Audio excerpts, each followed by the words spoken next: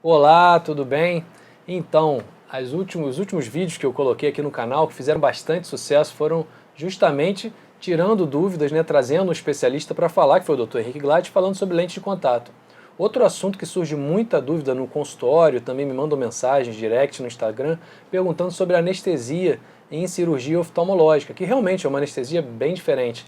Então eu trouxe aqui hoje o Dr. Rafael Diniz, que trabalha comigo há quase 10 anos aí, fazendo anestesia nas cirurgias que eu faço, para esclarecer um pouquinho sobre essas dúvidas, né? E aí já vou começar com uma pergunta, né, Diniz, sobre como é a anestesia na cirurgia oftalmológica, né? O que você pode falar para o nosso público aí, explicar um pouquinho, tranquilizar? Tem gente que morre de medo de anestesia, vai enfiar uma agulha no meu olho.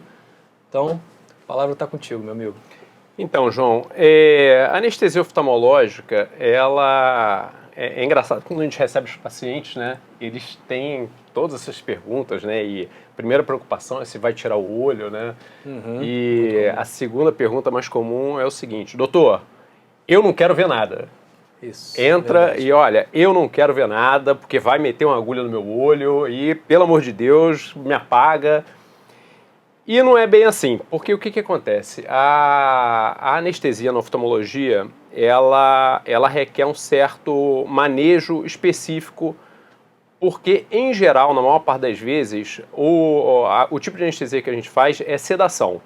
É lógico que isso não é a regra, isso vai depender do tipo de cirurgia que é feita e do perfil do paciente. Mas as cirurgias mais comuns, hoje em dia, são as cirurgias de catarata, cirurgia de retina. Exatamente. E são cirurgias que, na parte anestésica, elas evoluíram muito nos últimos anos.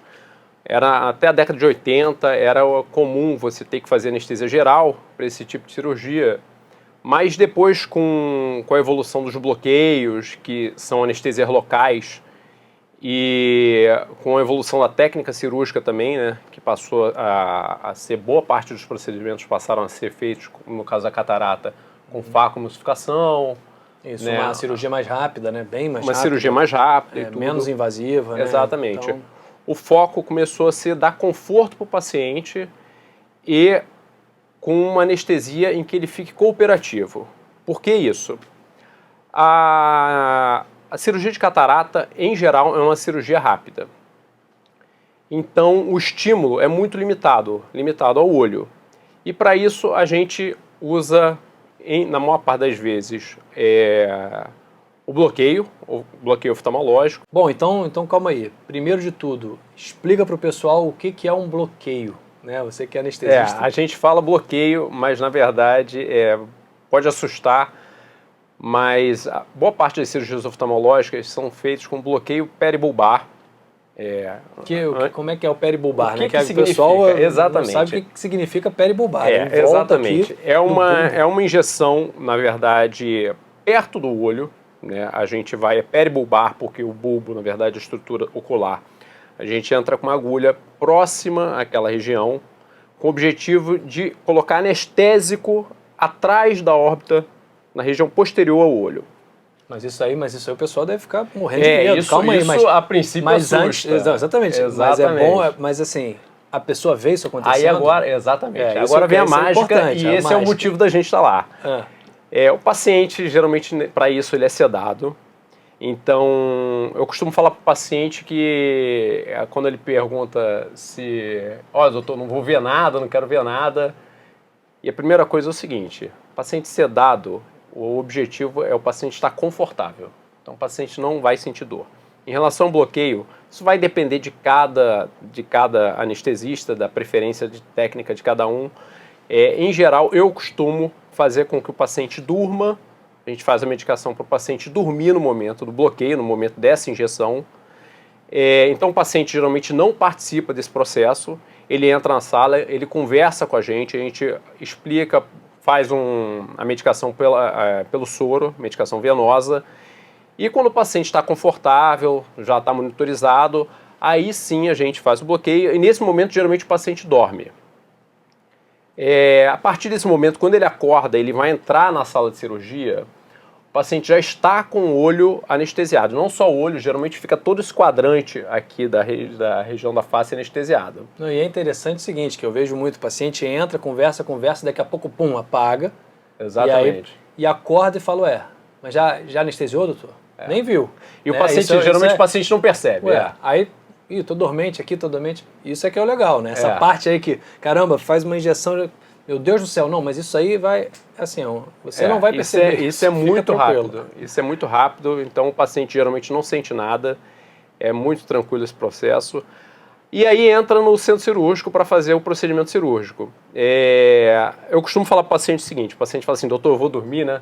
Eu falo assim, pergunta, eu durmo, eu ia te perguntar isso. Exatamente. Doutor, eu durmo, eu vou ver alguma coisa, eu não quero ver nada, eu não quero sentir nada, eu não quero falar nada, eu não quero ouvir ninguém falando nada. E aí, o que você fala para o paciente nessa hora? Fala o seguinte, é aquele sono de sofá, sono de Netflix.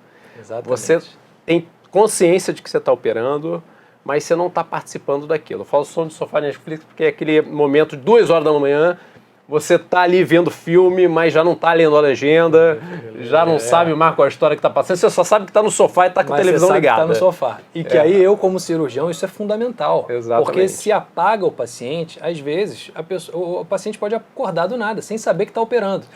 E dentro, né, eu opero a parte de retina, opero também catarata, você dentro do olho, uma respirada mais forte já te atrapalha, é um terremoto. Imagina o paciente acordar sem saber onde está. Então, assim, já aconteceu comigo, muito tempo atrás, de eu ter, por exemplo, na residência, já aconteceu do paciente acordar, né, tá muito sedado, porque muitas vezes durante a residência, o serviço de oftalmologia, o anestesista, às vezes, faz uma sedação, precisa de uma sedação maior, por causa de um paciente ou outro. Então, a anestesia não pode ser muito profunda, a sedação não pode ser muito profunda, por isso quando mesmo. Acontece muito se o paciente dorme excessivamente, ele simplesmente pode esquecer que está operando. E quando o paciente esquece que está operando, ele pode acordar com susto, ele pode começar a roncar.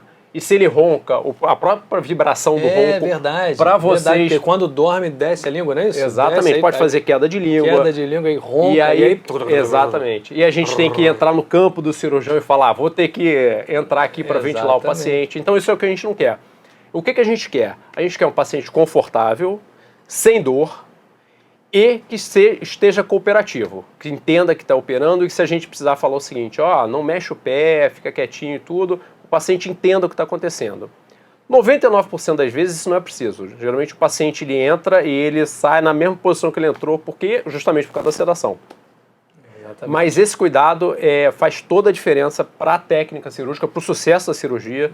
Toda a diferença. Exatamente. E então a gente não quer um paciente nem ansioso, nem com dor, e nem um paciente excessivamente sonolento que acorde de repente sem lembrar o que está fazendo ali e se assuste e possa comprometer o resultado cirúrgico. Exatamente. E para você ver como é que é importante você ter uma equipe, né? Por exemplo, eu tenho o Rafael, tenho o Dr. Gilberto também, que faz anestesia para mim, mas como é importante a gente ter uma equipe que se conecta muito bem, né? Porque o jeito que ele faz a anestesia é o jeito que eu opero, entendeu? Então, como é importante o cirurgião escolher o seu anestesista, né? Exatamente. Às vezes isso é uma questão, né? Que, não, poxa, mas o meu anestesista... Não sei. João, a técnica anestésica também está muito ligada à preferência do cirurgião com o qual você vai operar.